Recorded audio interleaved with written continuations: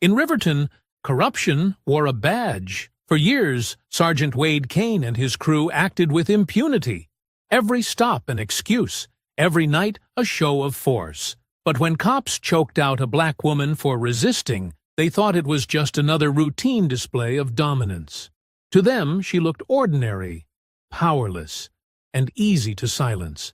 They couldn't have been more wrong. The woman they left, gasping on the pavement, was Alanna Pierce, the director of the FBI. And their brutality would ignite not fear, but a firestorm that threatened to bring their entire empire crashing down.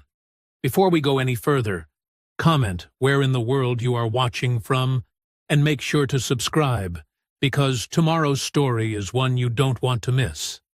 The night air hung heavy over Riverton's east side. Alanna Pierce adjusted her gray sweatshirt as she walked away from her mother Ruth's house, grocery bags now empty and folded in her pocket. The streetlights cast long shadows across the cracked pavement, their dim glow barely touching the edges of the old brownstones. A police cruiser's lights suddenly flared to life at the corner ahead, splashing red and blue across brick walls and parked cars. Alanna slowed her pace, watching as 3 officers surrounded a young black man she recognized, Keon Brooks, a quiet kid who helped out at her mother's church. "I said, you fit the description." Sergeant Wade Kane's voice cut through the night. His broad shoulders blocked the streetlight, casting his face in shadow. "Arms where I can see them." "Please, sir. I just left my grandmother's house." Keon's voice trembled. "I didn't do anything wrong. I'm a student at the community college." Alanna's jaw tightened. She knew this scene too well, had seen it play out countless times before. 2 patrol officers flanked Kane, their hands resting on their belts. "Ma'am, stay back," one officer called out as Alanna approached. "This doesn't concern you." "I'm just a concerned citizen," Alanna said evenly, keeping her voice calm and measured. The young man appears cooperative. "There's no need for 3 officers." Kane turned, his face twisting into a sneer. "Back up now, or you'll be joining him." "I'm asking you to de-escalate," Alanna continued, her hands visible at her sides. "He's clearly not a threat." "Last warning," Kane growled. Everything exploded in an instant. One officer lunged for Keon, grabbing his arm. The teen flinched, and Kane shouted, "Stop resisting!" Alanna moved without hesitation. Years of FBI training took over as she deflected the second officer's grab, using his momentum to sweep him off balance. Her elbow caught Kane's partner in the solar plexus as he charged, doubling him over. "Stop! You're making this worse!" Kane bellowed, unclipping his baton. The street erupted into chaos. Alanna blocked a wild swing from the first officer, trapped his arm, and used a joint lock to force him down. Her movements were precise, defensive, meant to control, not harm. But they kept coming. The second officer recovered, throwing a punch that grazed her shoulder. Alanna pivoted, using his weight against him, sending him stumbling into a parked car. Red and blue lights strobed across the scene, turning the violence into a brutal dance of shadows. "Get her! Resisting arrest!" Kane's voice boomed as neighbors began emerging onto their porches. Someone held up a phone, recording. Alanna managed to keep 3 trained officers at bay for several long moments, her defensive tactics creating space for Keon to scramble back. But Kane changed the equation. He bull-rushed her from behind while she deflected another officer's grab. The impact drove her forward. Alanna rolled with it, trying to break free, but Kane's weight bore her down. The concrete scraped her cheek as thick arms wrapped around her throat. "Stop resisting!" The words became a chant as the other officers piled on, knees driving into her back, hands roughly pulling her arms. "You're killing her!" Keon's terrified voice cut through the chaos. More phones appeared in windows and doorways, their lights like stars in the darkness. Alanna fought to tuck her chin, to protect her airway, but Kane's grip was like iron. Her lungs burned. The edges of her vision began to darken as Kane's snarl filled her ear. Should have listened. Resisting arrest. The red and blue lights began to blur, strobing slower and slower as consciousness slipped away. The last thing she heard was the wail of approaching sirens, growing distant. The world swam back into focus slowly, fragments of sensation piercing through the darkness. Cold asphalt pressed against Alana's cheek, rough and sticky with oil. Her wrists burned from the tight metal handcuffs digging into her skin. A heavy knee ground into her back, making each shallow breath a struggle. Red and blue lights still pulsed across the scene, but now more sirens wailed in the distance, growing closer. Her head throbbed where it had hit the ground. The taste of copper filled her mouth. "You're choking a woman!" a voice shouted from somewhere above. "What's wrong with you?" "Get back! Everyone back!" one of the officers yelled at the gathering crowd. The knee on Alana's back pressed harder, sending fresh pain shooting through her ribs. "She wasn't resisting," another neighbor called out. "We all saw it. We got it on video." Through blurry vision, Alana could make out phones held high, their lights like accusatory eyes in the darkness. More cruisers pulled up, their doors slamming as backup arrived. To her left, she heard Keon grunt in pain. Her eyes focused just enough to see them roughly shoving him against a patrol car, his hands cuffed behind his back. His young face was pressed against the cold metal, fear evident in his wide eyes. "Stay still, boy," one officer growled. Alana tried to lift her head, gathering what little strength remained. Her throat felt like it was on fire, each breath raspy and painful. "Get off!" She managed to gasp before darkness crept back in at the edges of her vision. The pressure on her back suddenly increased. "Shut up!" a voice hissed above her. More shouting filled the air as neighbors pressed closer, held back by the newly arrived officers. The crowd's anger was palpable, their voices rising in unified outrage. "Y'all gonna kill her right here in the street. She was trying to help that boy." "This ain't right!" Sirens cut through the chaos, different ones this time. An ambulance pulled up, its white and red lights adding to the surreal light show. Heavy boots approached quickly. "Move! Emergency medical services!" a firm voice commanded. "Get off her now!" The knee finally lifted from Alana's back. She gulped in air, her chest heaving against the pavement. Two EMTs knelt beside her, their practiced hands quickly checking her vital signs. The first one, younger with close-cropped hair, leaned in close to examine the darkening bruises around her neck. His eyes narrowed in recognition, then widened in uncertainty. "Ma'am, can you hear me?" The second EMT asked, gently turning her head to check her pupils. "Can you tell me your name?" Alana tried to respond, but only managed a hoarse whisper before another wave of dizziness washed over her. "We need to get her to the hospital," the first EMT said urgently. "Help me get these cuffs off." "She's under arrest," Kane barked, stepping forward. His badge caught the strobing lights as he loomed over them. "She needs immediate medical attention," the EMT countered firmly. "Protocol says the cuffs come off." After a tense moment, Kane nodded to another officer, who produced a key. The cuffs finally clicked open, leaving angry red marks on Alana's wrists. The EMTs carefully lifted her onto a stretcher, strapping her in with practiced efficiency. As they wheeled her toward the ambulance, Kane's voice carried across the scene. "Another thug off the street!" The crowd's angry response was cut off as the ambulance doors closed.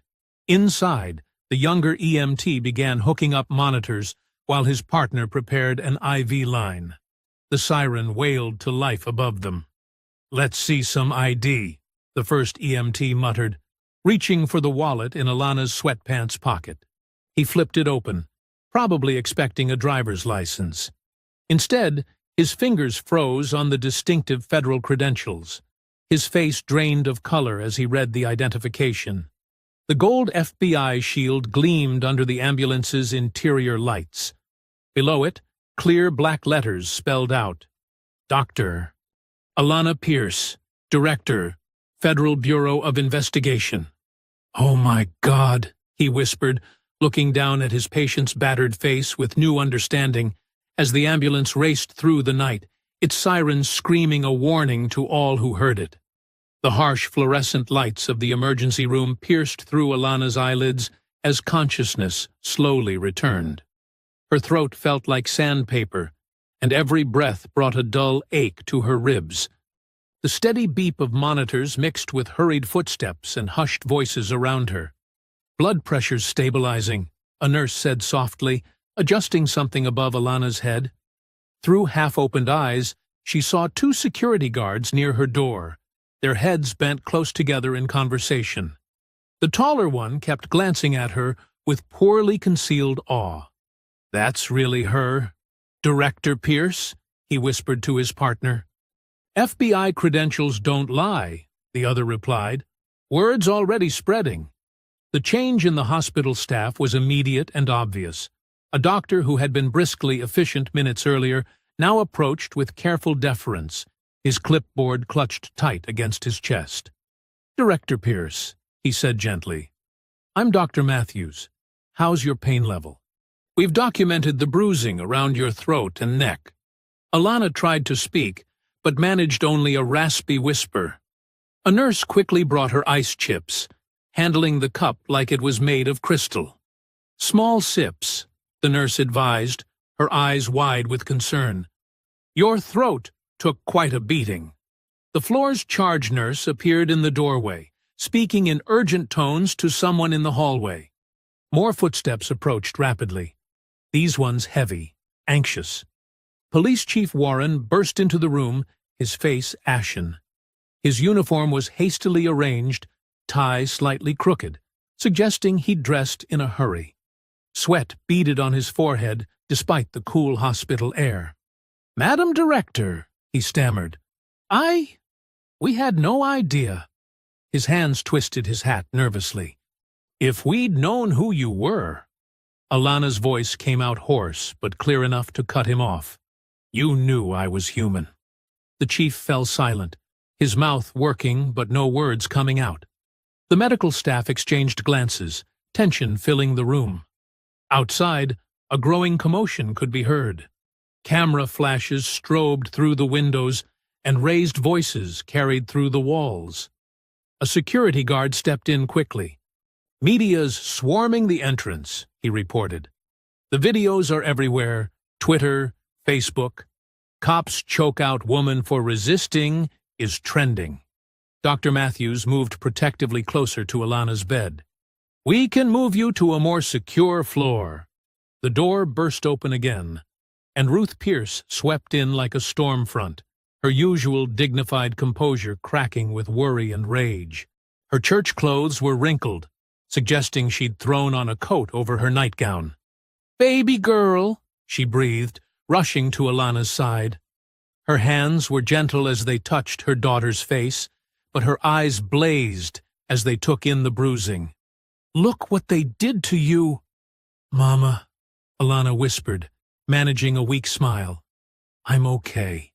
"You are not okay," Ruth snapped, though her fingers remained tender as they smoothed Alanna's hair. She turned to fix Chief Warren with a glare that made him take a step back. "This is what your officers do? Choke out women in the street?" "Mrs. Pierce," the chief began, "there will be a full investigation." "There better be more than that," Ruth cut in. She turned back to Alanna, her voice softening. "But right now, you need to rest and heal. We'll handle this right. Not fast, but right." Through the next few hours, Alanna drifted in and out of sleep as Ruth kept vigil. The bruises darkened, but the swelling began to subside. Outside, the media circus grew, their cameras catching only glimpses through the windows. As dawn approached, painting the sky in shades of pink and gold, Dr. Matthews signed the discharge papers. "You should take it easy for a few days," he advised. Your throat will be sore, and those ribs need time. A plain black sedan pulled up to a side entrance as hospital security cleared a path. Ruth helped Alana into a loose sweater, supporting her as they made their way down the quiet hallway. "Head high," Ruth whispered to her daughter. "They didn't break you." Alana straightened despite the pain, her mother's strength flowing into her.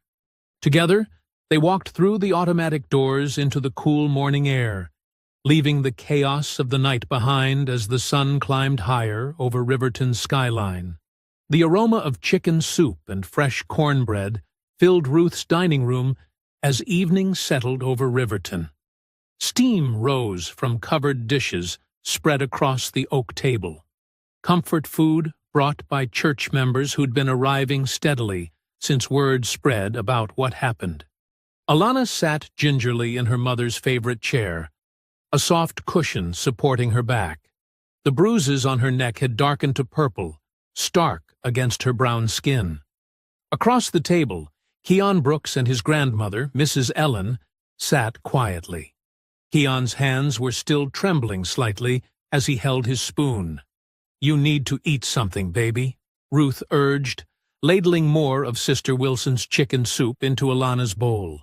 "Keep your strength up." The TV hummed softly in the background until the evening news anchor's voice suddenly grew sharper. Everyone turned to look. "Breaking news in the Riverton police brutality case," the anchor announced. "Mayor Thompson has just suspended Sergeant Wade Kane and Officers Peterson and Martinez, pending a full investigation into last night's violent arrest." The footage played again, shaky cell phone video showing the struggle, Alana being forced to the ground, the horrifying moments of the chokehold. Mrs. Ellen gasped softly, reaching for Keon's hand.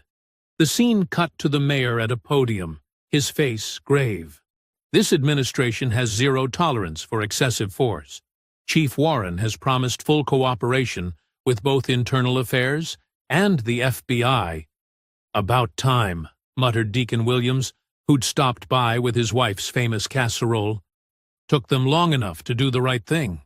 "They had no choice," Ruth said, switching off the TV. "Not with the whole world watching now." Alana noticed Mrs. Ellen dabbing at her eyes with a tissue. She reached across the table, wincing slightly at the movement, and covered the older woman's hand with her own. "Keon's safe," she said softly. "That's what matters most." Mrs. Ellen squeezed her hand. "When I think what could have happened to my boy—" Her voice cracked. "If you hadn't been there—" "But she was there," Ruth interjected firmly. "The Lord makes no mistakes about where he puts his people." The doorbell chimed again. This time it was Miss Patricia from 3 doors down, bearing fresh-baked rolls and determination.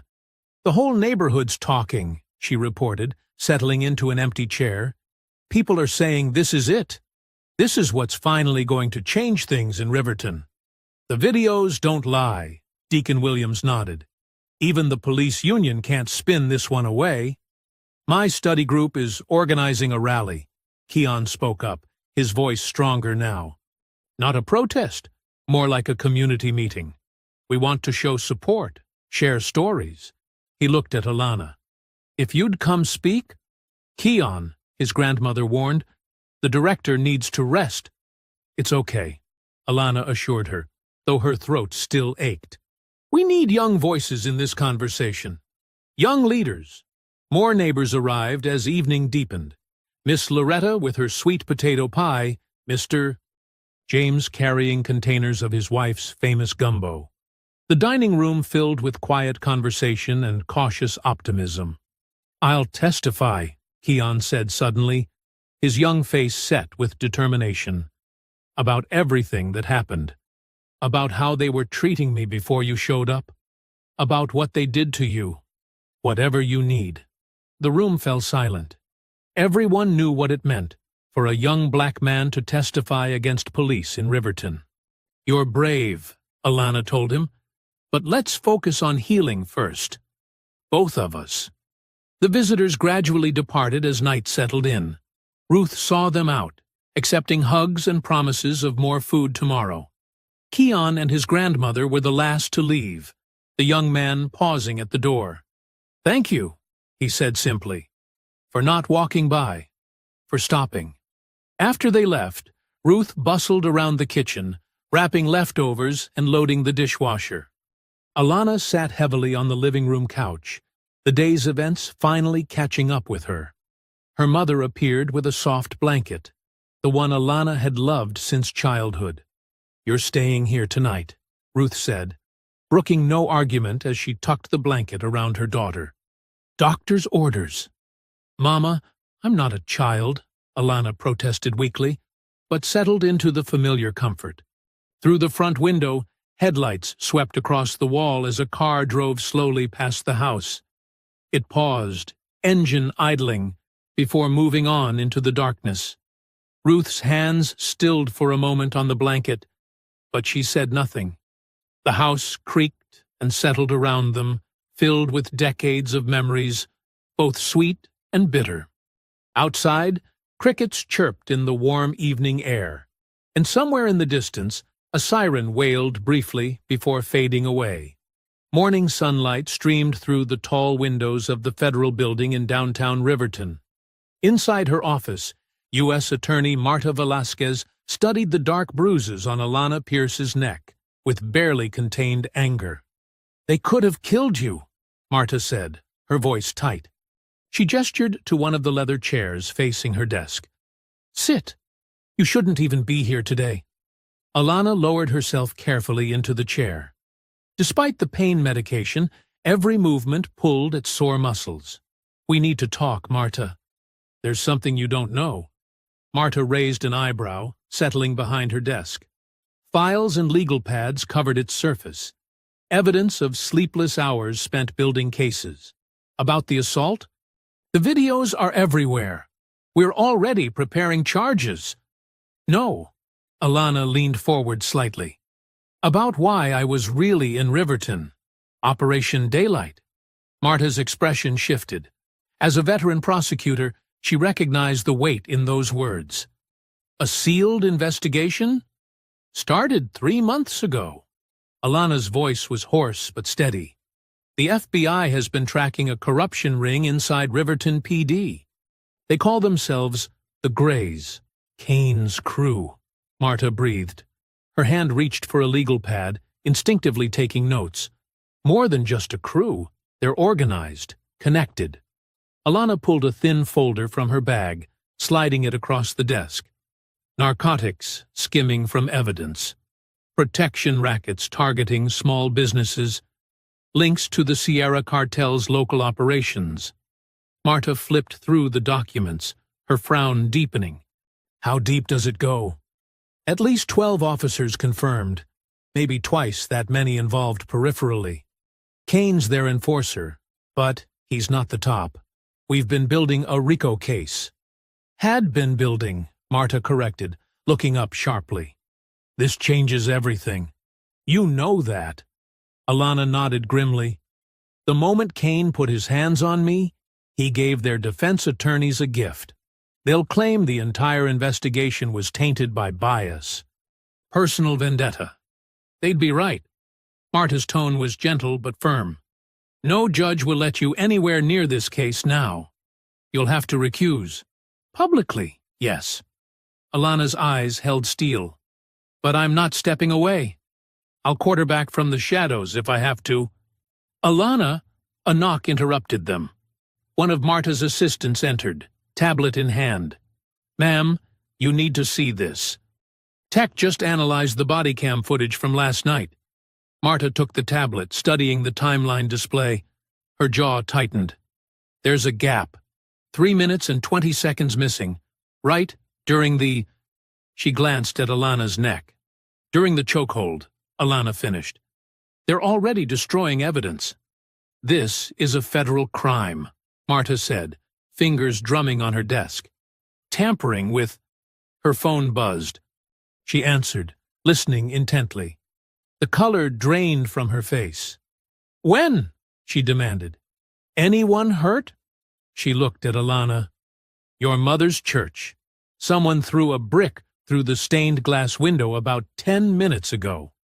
Alana was already standing, ignoring the pain that shot through her shoulders. There's more, Marta continued, still listening to the phone. The brick had gray paint smeared across it. A message. 20 minutes later, they stood before the shattered window of Ruth's church. Colored glass crunched under their shoes. The morning sun caught the jagged edges, casting broken rainbows across the sidewalk. Ruth stood nearby, directing the maintenance man who was measuring for a temporary board. Her voice was steady, but Alana saw how her hands trembled. The brick lay where it had fallen among the glass shards. The gray paint was still wet, dripping like tears down its rough surface. Alana's fists clenched at her sides as she stared at the destruction. Her voice, when it came, was barely above a whisper. "This isn't over." Several elderly church members had gathered, whispering among themselves. Sister Wilson clutched her worn Bible close. "First, they hurt our children," she said. "Now they attack God's house?" Marta stepped closer to Alana, speaking low. "This changes the timeline. We need to move faster." "Agreed." Alana watched as more congregation members arrived, their faces a mixture of anger and determination. Some carried brooms and dustpans, already moving to help clean up. "They're escalating, getting sloppy. And giving us more evidence," Marta added. She pulled out her phone, thumbs flying across the screen. "I'm expediting those warrant requests. Kane and his people just moved themselves up the priority list." A police cruiser rolled past the church, moving slowly. The officer inside watched them through mirrored sunglasses before accelerating away. Ruth approached, glass crunching under her sensible shoes. She touched the broken window frame, decades of memories in her eyes. "Your father helped install this window," she said quietly to Alana. 30 years ago. Flickering neon from Mike's all-night diner cast alternating pink and blue shadows across the nearly empty parking lot. At this hour, only truckers and night shift workers occupied the vinyl booths inside. Officer Blake Hoyt's hands gripped his steering wheel, knuckles white, as he scanned the lot for the third time. A dark sedan pulled in quietly, parking 2 spaces away. Hoyt's breath caught as Alana Pierce stepped out, wearing a plain windbreaker despite the warm night. She moved with careful steps, her injuries from Kane's attack still fresh. Hoyt got out, trying to look casual as he approached. His uniform was at home. He wore jeans and a Riverton Raiders baseball cap. "Dr. Pierce," he whispered, "thanks for meeting me." "Let's walk," she said, gesturing toward the edge of the lot, where shadows pooled beneath old oak trees. Her voice was still rough from the chokehold. They fell into step, maintaining enough distance to look like strangers having separate cigarette breaks. The diner's neon grew distant. "I've been wanting to come forward," Hoyt said, words tumbling out. "Since I joined the force last year, the things I've seen. The Greys, they run everything. Kane's just the muscle. There's more of them, higher up." Alana listened, face neutral. "Why now? What they did to you?" Hoyt's voice cracked. "And that kid, Keon. It's wrong, all of it. The shakedowns, the missing evidence, He swallowed hard. "I can't sleep anymore." A car pulled into the lot. They both tensed until its headlights swept past. "They have meetings," Hoyt continued. "Poker nights at Lieutenant Darlow's house. That's where they talk freely. About operations, about who needs teaching lessons. They made me watch once when they caught a teenager with pills. Said it was training." Alana's jaw tightened. "Would you be willing to wear a wire?" Hoyt's step faltered. "They'd kill me if they found out." "We can protect you." She turned to face him fully. "But I need evidence, Blake. Real proof. Not just witness testimony." He ran a shaking hand through his hair. "The next poker night is Thursday. Darlow's hosting again. You don't have to decide now." "I'll do it." His voice steadied. For that kid. For everyone they've hurt. Across town, Ruth Pierce's living room had become a command center. Despite the late hour, 6 church elders sat with phones and notebooks, heads bent together over Ruth's coffee table. "Sister Wilson, you take the East Side congregations," Ruth directed, passing out printed phone lists. "Sister Jenkins, you coordinate with the Baptist Alliance. Brother Thomas, you handle the Methodist Circuit." "What do we tell people?" Sister Jenkins asked, adjusting her reading glasses. "Tell them to call City Hall every day. Multiple times. Tell them to demand answers about the assault on my daughter, about Kane's record, about the missing body cam footage." Ruth's voice carried the authority of decades leading choir practice. "They ignore one voice. They can't ignore hundreds. The seniors in this city built these streets," Brother Thomas added, "paid these taxes, raised these children. Time to remind them who really owns Riverton." 3 days later, Alana sat in an unmarked van 2 blocks from Darlow's house, headphones pressed to her ears. Hoyt's wire transmitted clearly through the poker game cigarette smoke and clinking bottles. "Kid's got potential." Kane's voice crackled through. "Learned quick after that corner lesson last month." "Speaking of lessons," Darlow drawled, "heard some troublemakers by the community college need reminding about territory." "Already handled," Kane replied. "Nothing like a little late-night visit to keep the kids in line." "Right, rookie?" "Yes, sir." Hoyt's voice was steady despite his fear. "Very educational." Laughter rippled through the transmission. "See? That's what I mean. Quick learner." The game continued. Hoyt captured every boast, every threat, every casual admission of brutality. Each word another nail in their coffin. Near midnight, Hoyt made his excuses and left. 10 minutes later, he slipped into the van's side door, hands trembling as he removed the wire. "You did well," Alana said softly, taking the recorder. "That's solid evidence." "They were talking about more tonight than usual," Hoyt whispered. "Something big coming. Drug shipments. Payoffs. One step at a time." She squeezed his shoulder gently. "You're not alone anymore?" The young officer nodded, but his eyes kept darting to the van's tinted windows. In the distance, a police siren wailed, making him flinch. "I should go," he said. "Separate exits, like you said." "Same time next week," Alana confirmed. "We'll have backup nearby." "Just keep doing what you're doing." Hoyt slipped out into the darkness, shoulders hunched against imagined watchers. Alana watched him go, the recorder heavy in her hands. On it, Kane's voice bragged about broken bones and terrorized teenagers, each word sealing his fate. But first, they needed more. Proof that would be bulletproof in court. In her pocket, her phone buzzed with a text from Ruth. 300 calls to City Hall today. Tomorrow we double it. The old wooden pews of Greater Hope Baptist Church creaked under the weight of a full house. Morning sunlight streamed through stained glass, painting rainbow patterns across aged faces set with determination.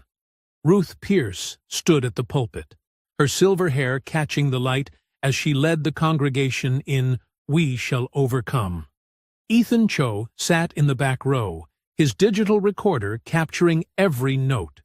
He watched seniors who'd marched in the 60s stand straight-backed despite their canes, voices rising in harmony. The song ended, but the energy remained electric.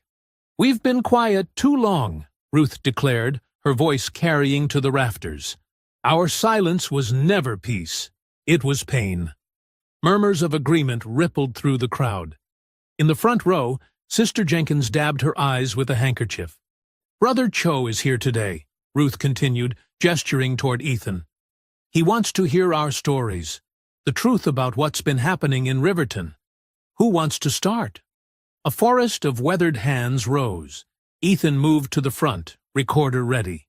Mr. Washington, 82, spoke first. "My grandson stopped 3 times in 1 week. Same corner, same officers. No reason given. His voice trembled with anger. They took his college money. Said it must be drug money. Boy works 2 jobs to save that. Sister Martinez stood, despite her arthritis. My Carlos, rest his soul, beaten in '82 for suspicious behavior. He was walking home from the factory. 30 years at that plant, and they treated him like a criminal. One by one, the stories poured out. Decades of random stops, missing money, broken bones, children terrorized, complaints ignored. Each testimony built on the last, painting a picture of systematic abuse.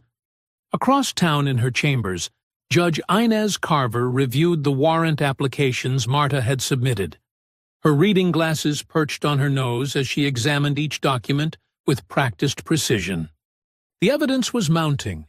Bank records showing suspicious deposits, property deeds in shell company names, phone records linking the Grays to known drug traffickers. She signed each warrant with careful strokes, her signature carrying the weight of law. Make it count, she whispered to the empty room. In her temporary office at the federal building, Alana spread the overtime ledger across her desk. The numbers told their own story. Officers logging impossible hours, double billing for security details, padding timesheets for special operations that coincided with spikes in drug activity. She traced one column with her finger. Kane's overtime had tripled after major drug busts, but the seized evidence amounts kept shrinking. The pattern was clear to anyone who knew where to look.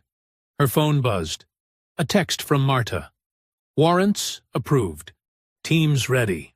Back at the church, Ethan interviewed Mrs. Thompson, 75, who gripped her walker as she spoke. My great-grandson is 5. Already knows to be scared of police cars. That ain't right. This is our city, too. We built it. We deserve better. Ruth watched from the pulpit, noting how the seniors sat straighter with each shared story. This wasn't just testimony. It was transformation. Decades of swallowed fear becoming strength. Evening settled over Riverton. In Ruth's living room, Alana sat with her mother as Ethan's radio show began. Good evening, Riverton. Tonight's special report. Who owns the badge? The familiar voices of church members filled the airwaves. Mr. Washington's testimony crackled with clarity. Sister Martinez's grief echoed through decades. Mrs. Thompson's demand for dignity rang true. Between each clip, Ethan provided context, dates, locations, patterns of behavior. The phone lines lit up immediately. My boy, too, one caller said. Same corner, same officers. They took my savings in '95, another added. Said I couldn't prove it was mine. The calls kept coming. Ruth reached for Alana's hand as they listened. For the first time since the attack, a small smile crossed Alana's face. The wall of silence was cracking. This is your city, Ethan's voice concluded the hour. These are your streets. These are your badges, paid for by your taxes. The question isn't just who owns the badge, it's who will stand up to make it mean something again. The radio fell silent, but Ruth's living room hummed with possibility. Outside, car horns honked in support. Phones buzzed with messages from neighbors who'd listened. Your brother would be proud, Ruth said softly, squeezing Alana's hand. Alana's smile grew stronger, though her throat still bore fading bruises. The truth was finally being spoken, not in whispers, but in strong, clear voices that could no longer be ignored. The neon sign of Mel's all-night diner buzzed against the gray morning sky. Inside, Alana Pierce sat in a corner booth, her reflection ghosted in the rain-streaked window.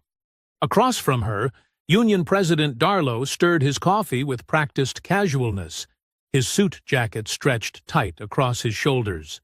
I appreciate you meeting me, Alana said, her voice carrying just far enough to reach him. The diner was nearly empty, a couple of truckers at the counter, a waitress refilling sugar dispensers. Darlow's smile didn't reach his eyes. Always time for a chat with federal law enforcement. Though I heard you're on leave. He emphasized the last word, testing for weakness. Administrative leave, Alana corrected. Temporary. She lifted her own coffee cup, untouched and growing cold. Her neck still showed traces of yellowing bruises. Shame about that incident, Darlow said, leaning back. Officers make split-second decisions. Can't always be perfect. His tone suggested rehearsed press statements. Alana set her cup down and reached into her bag. Speaking of decisions, she said, sliding a manila envelope across the scratched Formica table. I thought you might find this interesting. Darlow made no move to touch it. I don't deal in mystery packages. Open it. He sighed theatrically and flipped the envelope open with one manicured finger. His expression froze as he saw the contents. Photocopied pages of overtime logs, bank statements, property records. Creative accounting, Alana commented, especially those highway patrol shifts. 3 officers claiming the same hours on opposite sides of town. That must have been quite a trick. Darlow's laugh was practiced, but tight around the edges. You don't scare me, Director Pierce. Every department has paperwork issues. Nothing here a good auditor couldn't explain. Officer Chen might disagree, Alana said quietly. And Officer Martinez. Officer Thompson, too. They're all very interested in protecting their pensions. The color drained from Darlow's face, though his smile remained fixed. You're bluffing. Rodriguez already gave a statement. Full immunity. Alana took another manila envelope from her bag. Would you like to see the transcript? Darlow's hand twitched toward it, then stopped. You're overplaying your hand. 1 dirty cop making wild claims. 8 dirty cops, Alana corrected. So far, all with documentation. All willing to testify about the Gray's operation. The overtime fraud is just the beginning. A muscle jumped in Darlow's jaw. Outside, thunder rolled across the city. Think about your retirement, James, Alana said, using his first name deliberately. 28 years on the force. That's a nice pension waiting. Would be a shame to lose it over loyalty to Kane. You threatening me? Darlow's voice dropped to a growl. Offering you a choice. Alana slid a business card across the table. U.S. Attorney's Office. Make the call by tonight. Darlow's knuckles whitened around his coffee cup. You'll regret this. You have no idea what you're walking into. I know exactly what I'm walking into, Alana replied. The question is, do you know what you're protecting? How deep does Kane's operation really go? The waitress approached with a coffee pot. Darlow waved her away with forced cheerfulness. Kane's a decorated officer, he said when she was gone. Community servant. You're chasing shadows. I'm chasing evidence. Alana tapped the envelopes. Bank records don't lie. Neither do property deeds or phone logs. The choice is simple. Save yourself or go down with him. Rain drummed against the windows. In the kitchen, a short-order cook called out an order. The normalcy of the diner made the tension at their booth feel surreal. You've got nothing, Darlow said, but his voice lacked conviction. Check your voicemail, Alana replied.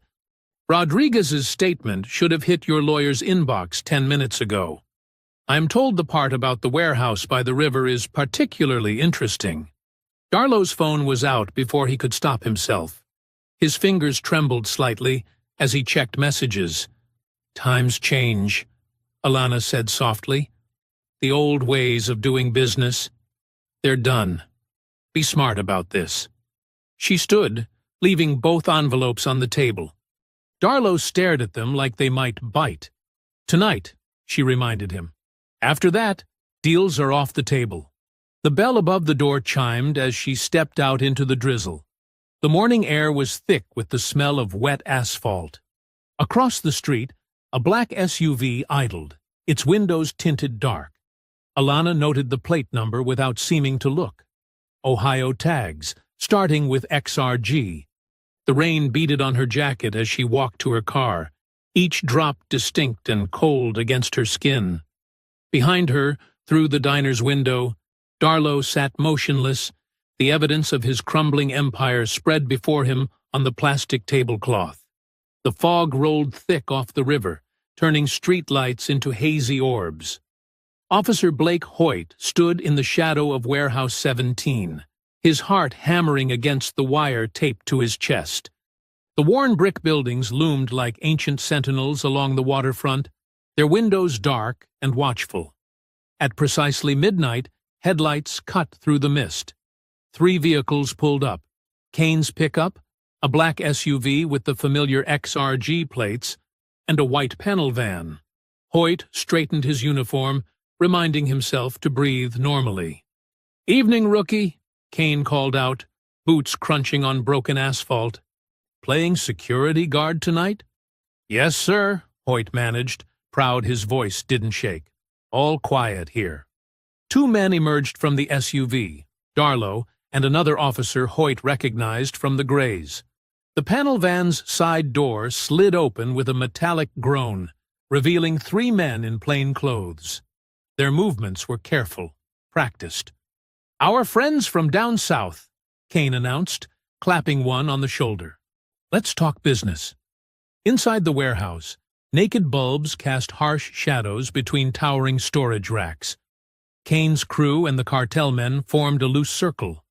Hoyt positioned himself by the door, exactly as planned.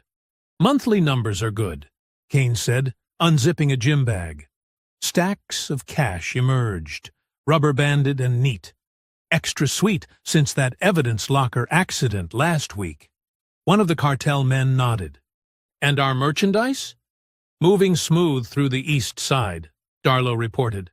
"School zones are gold mines if you know how to work them." Hoyt's stomach turned, but he kept his face neutral. The wire caught every word. The white van's cargo proved to be boxes of pills, prescription labels intact.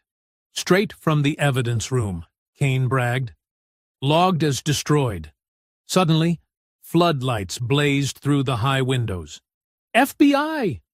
Everyone on the ground!" The warehouse erupted in chaos. Doors crashed open as federal agents swarmed in, weapons drawn.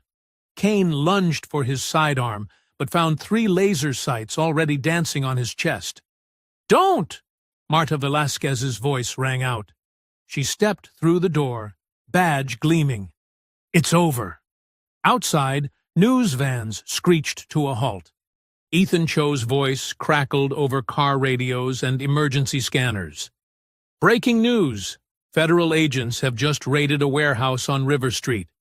Multiple Riverton police officers are being taken into custody." Kane's eyes found Hoyt. "You little rat," he snarled as agents cuffed him. "No," Hoyt replied, voice steady at last. "I'm a real cop." The arrest operation moved like clockwork. Evidence teams photographed the money, the drugs, the ledgers. Marked bills from previous deals were logged and bagged. Each handcuffed officer and cartel member was led out into the glare of news cameras. Across town, Ruth's church filled with elderly parishioners glued to their phones and radios. As each arrest was announced, cheers erupted. Old women who had lost sons to police violence wept in the pews.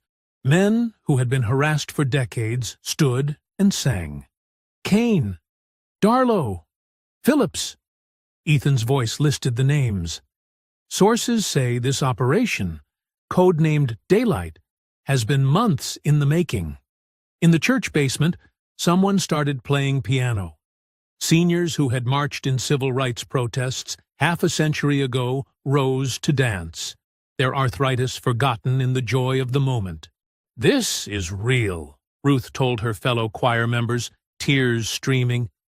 "Our babies didn't die for nothing." At the FBI command post 6 blocks from the warehouse, Alana watched the operation feeds. When the last suspect was secured, she drove to the church. The celebration was still going strong at 2 a.m. She found her mother in her usual pew, hands clasped in prayer. Ruth looked up as Alana sat beside her. "We did it," Alana said, pulling her mother close. Ruth hugged back fiercely, then whispered in her ear, "Not yet." Around them, the celebration continued. Keon Brooks and his grandmother shared slices of sweet potato pie with Officer Hoyt's family. Judge Inez quietly took notes, while elderly residents lined up to give testimony about past abuses. Ethan Cho's live broadcast captured it all: the songs, the tears, the prayers of thanksgiving. Outside the church windows, dawn was still hours away. But inside, in the warm light of justice, long denied and finally delivered, it felt like morning had already come to Riverton. The hymns and chatter echoed off the old walls. "Free at last!" someone shouted, and the crowd took up the refrain. "Free at last!" Dawn painted Alana's office walls in pale gold as she spread evidence photos across her desk. The warehouse bust had yielded mountains of documentation: ledgers, phone records, marked bills. Victory felt close enough to taste. Her phone buzzed. Marta's name flashed on the screen. "The main evidence drive is gone," Marta said without preamble. Her voice was tight with barely controlled rage. Alana's stomach dropped. "What?" "The drive containing Hoyt's recordings, the financial records, everything. It's missing from the secure locker."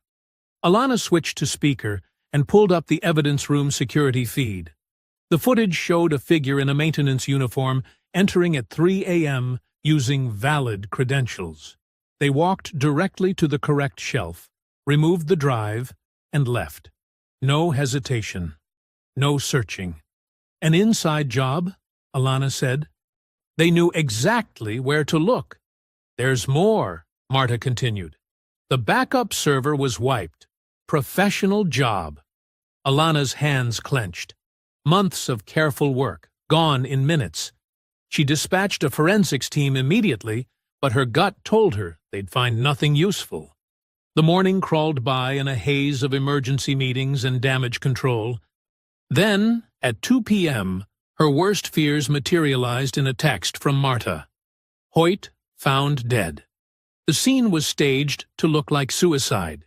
Service weapon, typed note, empty bottle of pills. But Alana saw the truth in the details.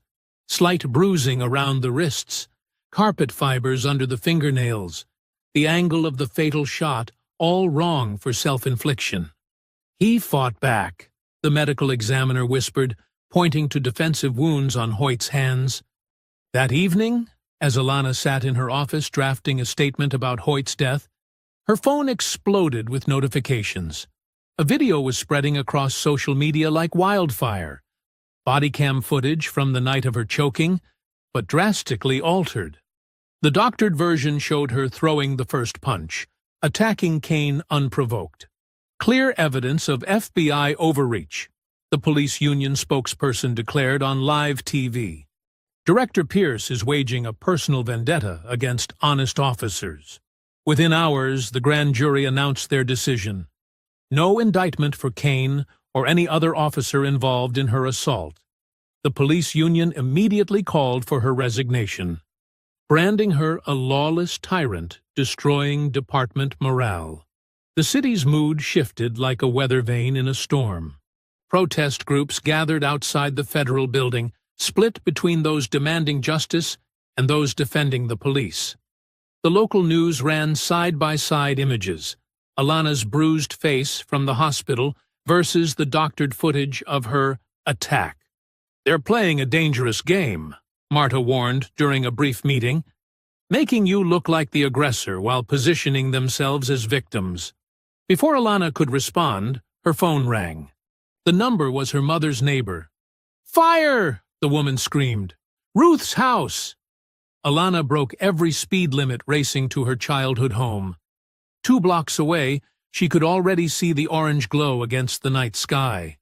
Flames poured from the windows of the small Victorian where she'd grown up, where her brother's photos still hung in the front hall, where her father's old records filled the basement.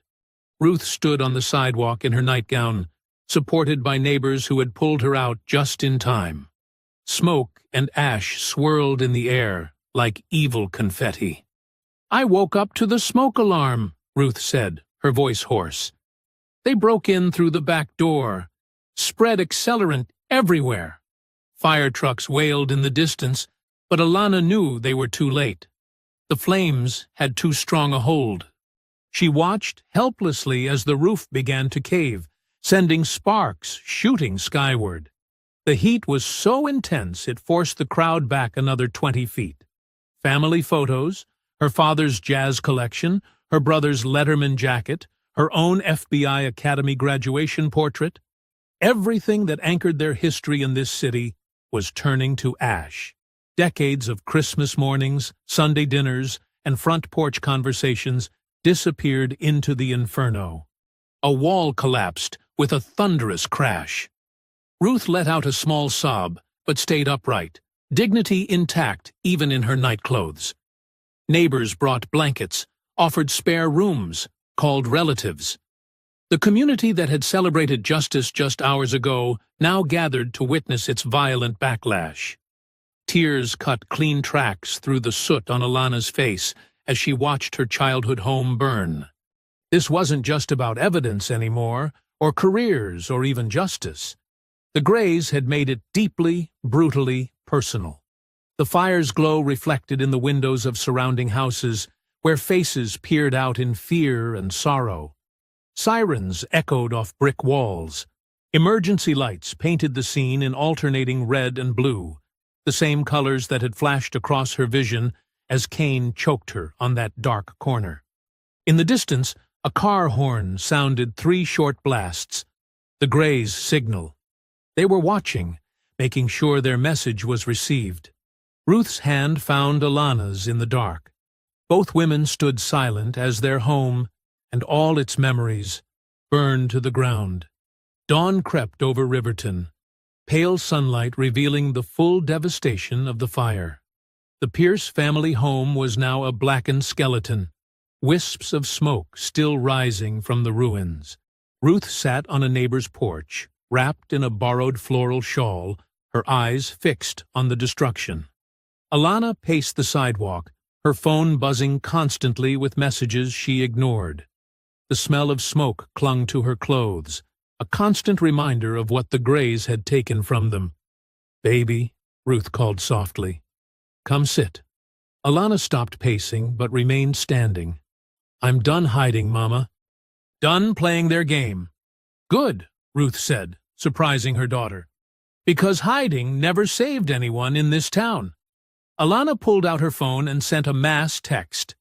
"Emergency meeting, 2 hours, St. Mark's basement." The church basement had survived countless community crises over the decades. Now, folding chairs formed a circle under flickering fluorescent lights. Marta Velasquez arrived first, legal pad already in hand. Ethan Cho brought coffee and day-old donuts from the corner shop. Judge Inez Carver slipped in quietly, her judicial robe exchanged for a simple sweater.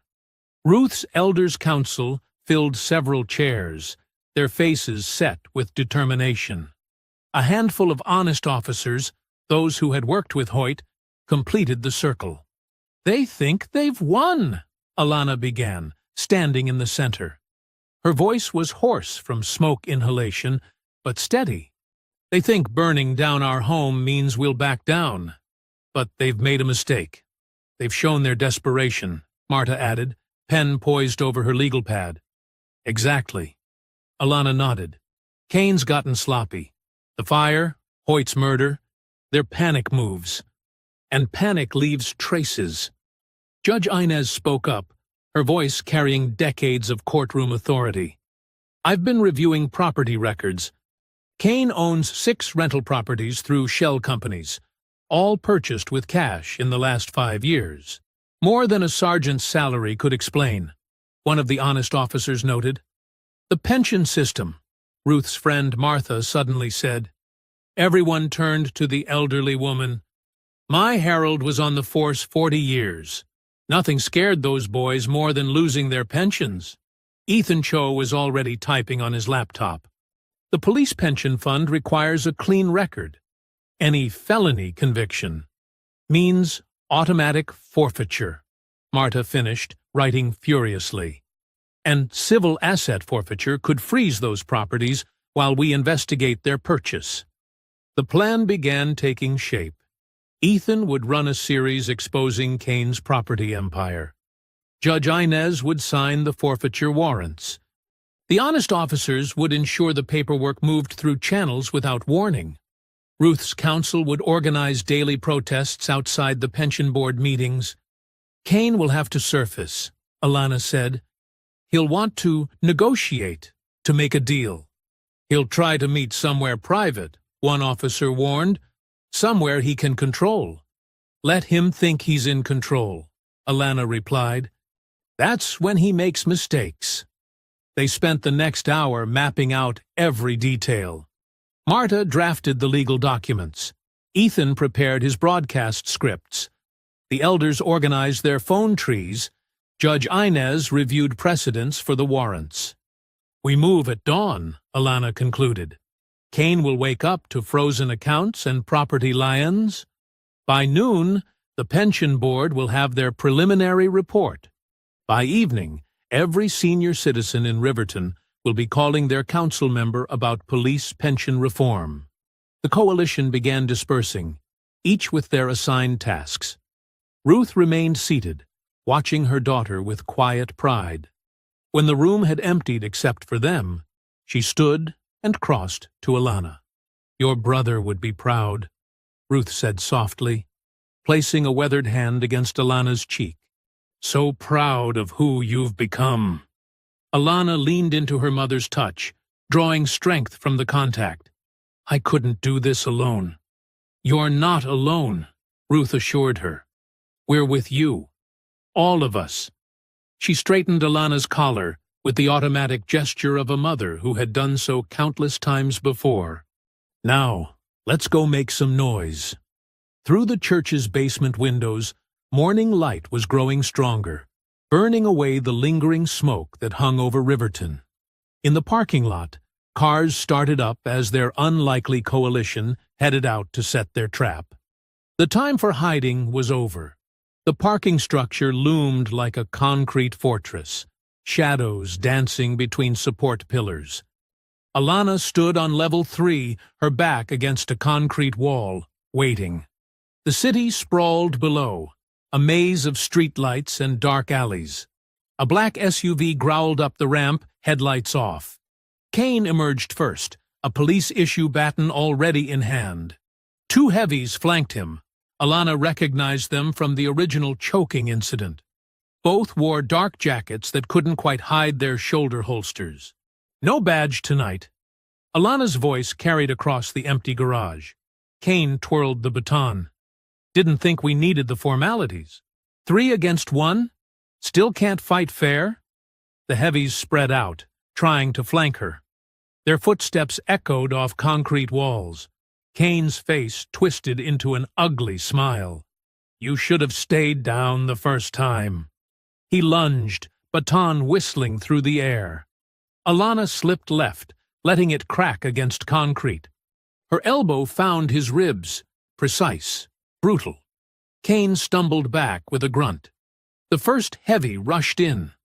Alana grabbed the nearest car door handle, yanked it open into his charge. The impact rang through the structure. She followed through with a palm heel to his temple, then drove her knee into his midsection. An armbar took him down, face pressed to oil-stained concrete. The second heavy was smarter, more cautious. He circled, looking for an opening.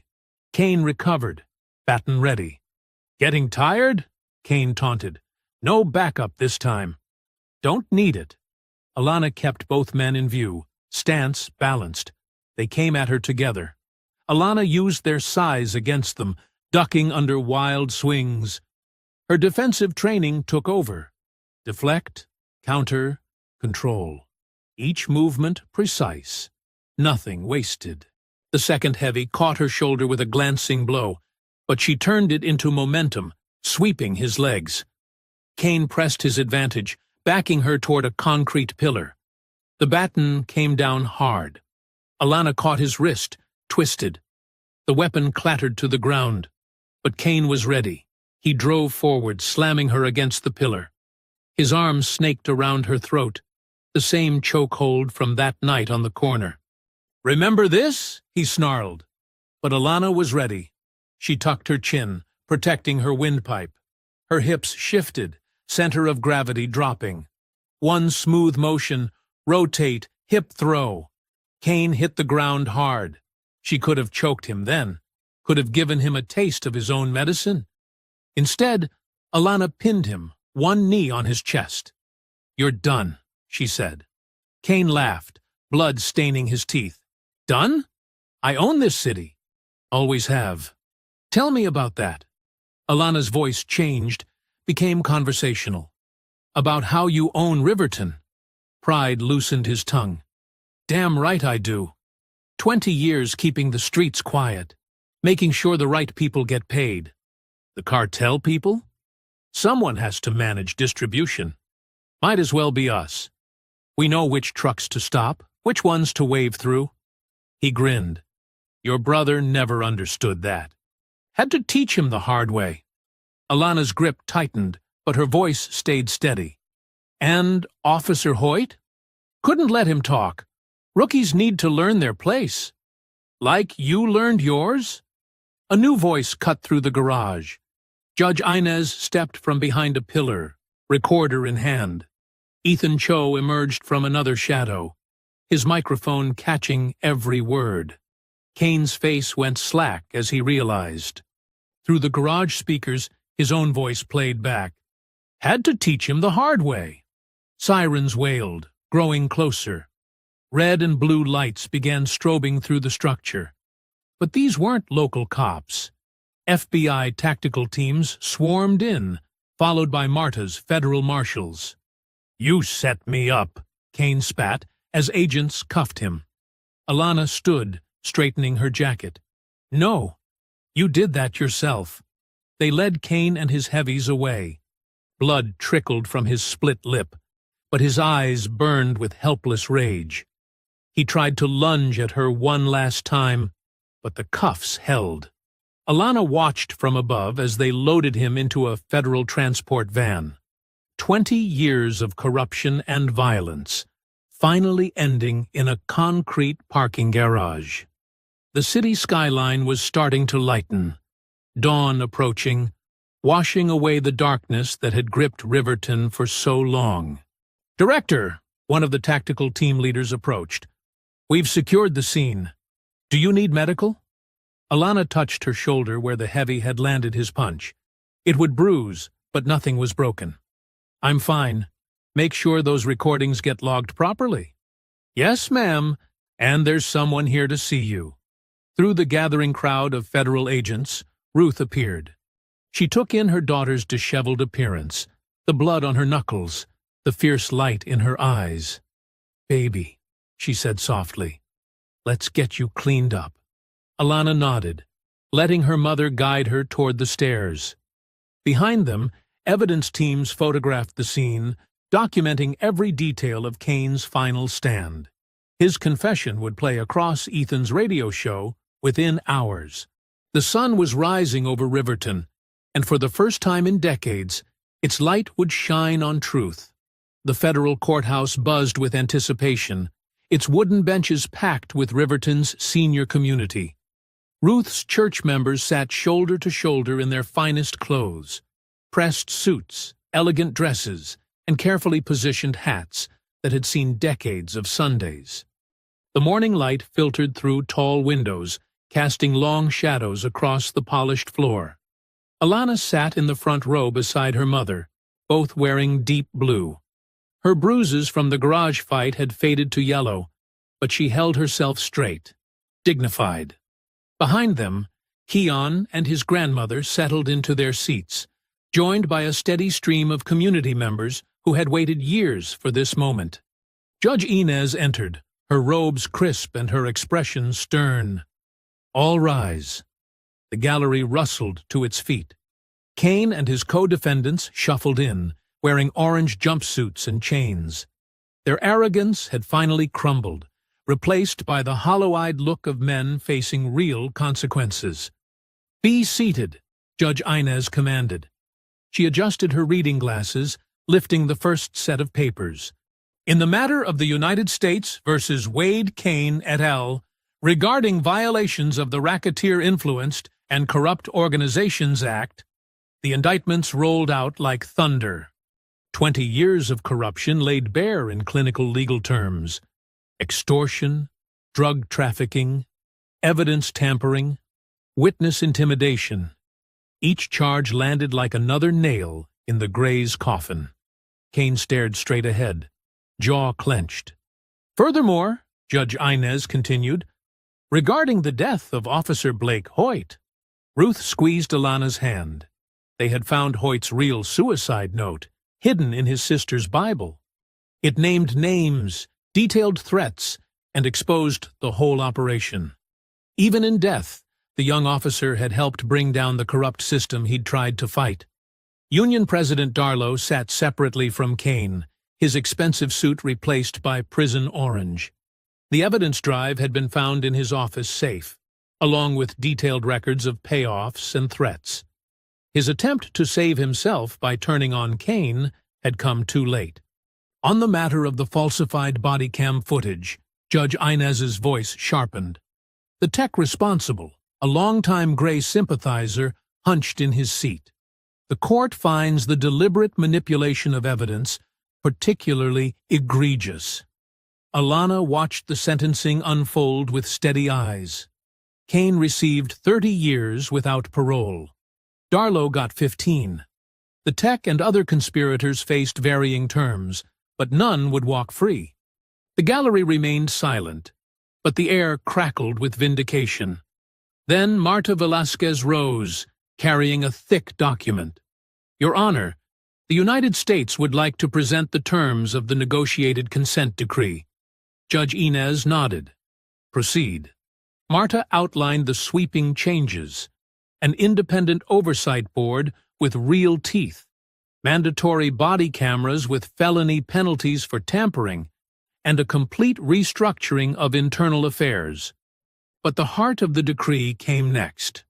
Furthermore, Marta declared, a permanent community elder board will be established, comprised of Riverton seniors, with direct subpoena power over police records and personnel files.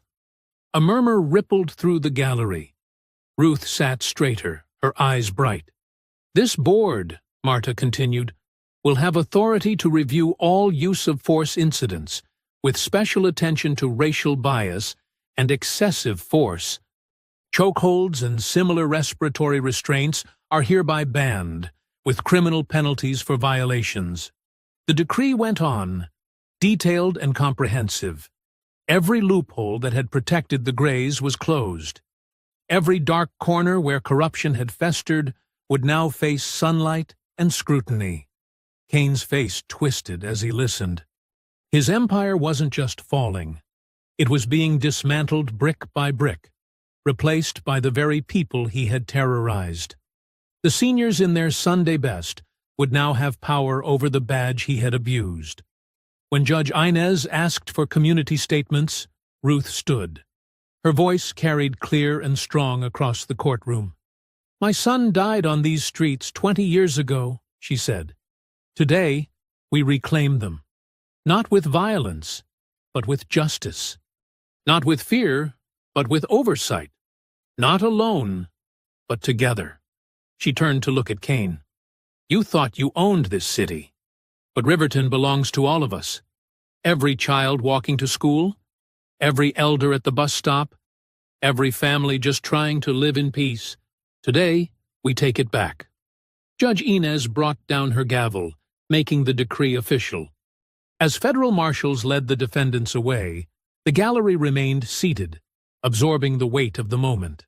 Decades of struggle had led to this day. Ruth's hand found Alana's again. Tears shone in her eyes as she whispered, "Your brother would be proud." Alana squeezed back, her throat tight with emotion. Around them, other seniors dabbed at their eyes, or nodded in solemn satisfaction. Keon reached forward to touch Alana's shoulder in gratitude. Through the courthouse windows, Riverton spread out below, its streets and neighborhoods now free from the Gray's shadow. The consent decree wasn't just paper, it was a promise to every citizen that justice wasn't just a word. It was a living, breathing thing that belonged to the people. The late summer sun beat down on Ruth's partially rebuilt house as neighbors wielded hammers and paintbrushes. The charred skeleton had been replaced with fresh lumber, and the air smelled of sawdust and new paint instead of ash. Community members of all ages worked together, seniors directing operations from lawn chairs, while younger folks climbed ladders and hauled materials. Alana stood in what would become the new living room, watching through the open frame as Keon helped install windows. He wore a crisp button-down with his sleeves rolled up, looking more confident than the nervous teenager she'd met that fateful night. His U.S. Attorney's Office intern badge hung from his belt, catching the light. "Pass me that level, honey," Ruth called from where she supervised the kitchen reconstruction. She sat in her favorite chair, recovered from the fire and reupholstered by church ladies. A clipboard with paint samples rested in her lap. Alana handed over the tool, then paused to watch Mrs. Johnson from 3 doors down, carefully painting trim. The elderly woman's strokes were slow but precise, her Sunday manicure protected by work gloves. Every neighbor who could hold a brush or direct traffic had shown up to help. "The scholarship committee meets tomorrow," Keon said, stepping inside to grab his water bottle. "We've already got 5 applicants, all local kids wanting to join the Reformed Police Academy." Alana nodded, pride warming her chest. The Blake Hoyt Memorial Scholarship would support recruits from Riverton's poorest neighborhoods who committed to community-oriented policing. Hoyt's sister had cried when they'd proposed it, saying her brother would have loved knowing his death helped create positive change. "How's the internship?" Ruth asked Keon, adjusting her reading glasses to examine a paint swatch. "Amazing," he grinned. Ms. Velasquez, has me helping review community oversight applications. Says I have good instincts for who'll take the responsibility seriously." The sound of power tools paused as Pastor Marcus called everyone to gather for lunch. The workers filed into the yard where church members had set up folding tables loaded with fried chicken, potato salad, and sweet tea. The rebuilding effort had turned into a weeks-long community gathering. "Mail's here," announced Mrs. Thompson, Ruth's neighbor of 30 years, waving an official-looking envelope. "It's for you, Alana. Federal seal." Alana took the letter, already knowing its contents. She'd been waiting for this final piece of vindication. Opening it carefully, she read aloud, "The Office of Professional Responsibility has concluded its investigation and found no ethical violations in Director Pierce's conduct." Applause erupted from the lunch crowd. Ruth dabbed her eyes with a napkin while Keon whooped and punched the air. The ethics investigation's conclusion formally cleared Alana's name and cemented the Gray's corruption as the real crime. "The community fund hit its goal yesterday," Pastor Marcus announced once the cheering died down. "Between church donations and corporate matching, we've raised enough to help rebuild all 3 homes damaged in the retaliation fires." More applause. The senior-led fundraising committee had worked tirelessly, leveraging decades of community connections and moral authority to secure donations. Ruth's house was just the first. 2 other families targeted by the Grays would soon see their homes restored, too. As lunch wound down, Alana slipped away to the master bedroom. The walls were freshly drywalled, but not yet painted. She carefully unwrapped the frame she'd brought, a photograph saved from the fire, protected in Ruth's fireproof box. Her brother's young face smiled back at her, frozen in his high school graduation photo. Ruth appeared in the doorway, leaning on her cane. "That's the perfect spot," she said softly, pointing to the wall facing the morning sun. He always did love watching the sunrise. Alana's hands shook slightly as she lifted the frame. The nails were already in place, waiting. With gentle precision, she hung the photo, adjusting it until it sat perfectly level. Her brother's eyes seemed to twinkle with approval. Ruth shuffled closer, resting her head on Alana's shoulder. They stood in comfortable silence, remembering. Outside, the sounds of reconstruction continued. Hammers tapping, voices calling measurements, laughter floating through the unfinished windows. "The house is healing," Ruth murmured. "Just like our city." Alana wrapped an arm around her mother's shoulders, studying the photo of the brother whose death had set her on this path. The frame caught the light streaming through new windows, reflecting onto fresh walls that would soon hold more family photos, more memories, more hope. Through the bedroom door, they could see Keon explaining legal terms to a group of attentive seniors. The boy who'd almost been another victim was now helping build a better system. Down the street, children played freely, no longer watching for patrol cars. In the distance, church bells rang, their sound carrying clearly through air, no longer thick with fear. Sunday morning light streamed through the restored stained glass windows of Ruth's church, casting rainbow patterns across the packed pews. The usual crowd had swelled with visitors, journalists, activists, and families from across the city. Every seat was filled, and people stood along the walls, their faces expectant. At the front of the sanctuary, a newly installed wall drew every eye. Photographs covered its surface, faces of those lost to police violence over the decades. Some images were crisp and recent, others faded with age. Each bore a name and date, transforming statistics into stories, numbers into neighbors. Alana sat in the front pew beside Ruth, both dressed in their Sunday finest. Her mother's silver hair caught the light, and her hands rested steady on her familiar Bible. Behind them, Mrs. Johnson dabbed her eyes with a tissue as she recognized faces on the wall, children and grandchildren of friends, young lives cut short. Keon stood near the pulpit steps in a pressed suit, his intern badge replaced with a deacon's pin. His grandmother beamed from her usual spot in the choir stand. The nervous teenager from that dark corner was gone, replaced by a young man who stood tall, shoulders straight, with purpose. The choir's warm-up hymns faded as Pastor Marcus stepped to the microphone. "Today," he began, his deep voice filling the space, "we gather not just to worship, but to remember, to honor, and yes, to celebrate a new chapter in our city's story." Heads nodded throughout the congregation. In the back, Ethan Cho adjusted his recording equipment, capturing the moment for his radio show. Judge Inez sat quietly in a middle pew, her judicial reserve softened by the occasion. "We have with us," Pastor Marcus continued, "someone who reminds us that justice isn't just a word in Scripture.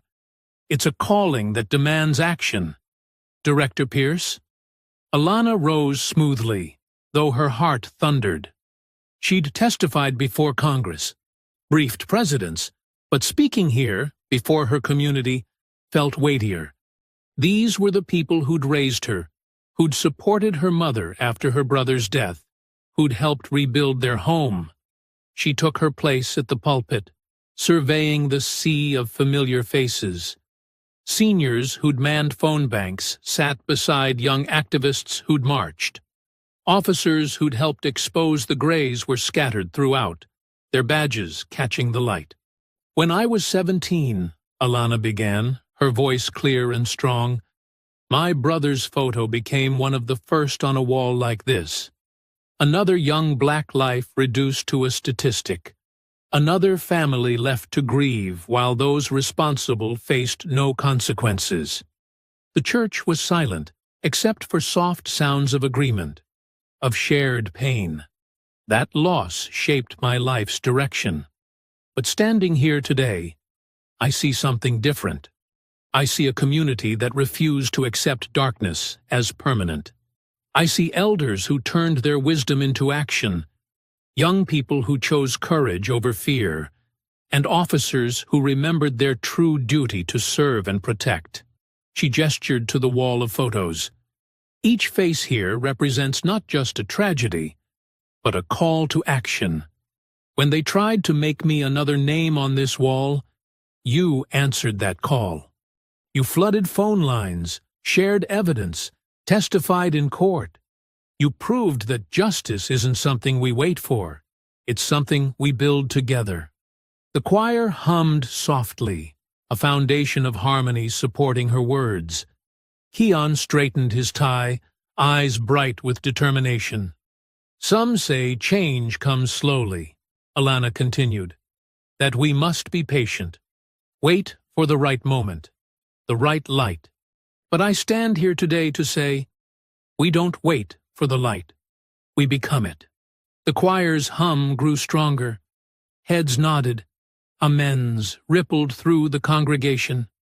We become it through our courage to speak truth, through our willingness to stand together, through our determination to build systems of accountability that serve all people, not just some.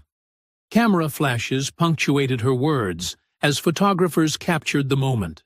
The morning light through the windows seemed to intensify, bathing the sanctuary in gold. The consent decree is just the beginning. The scholarships, the oversight board, the new training standards, these are tools. But the real power lies in this room, in our continued commitment to shine light into dark places.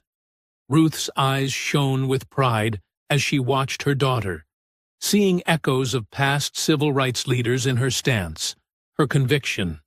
Every time we choose justice over convenience, truth over comfort, community over division, we become the light this city needs.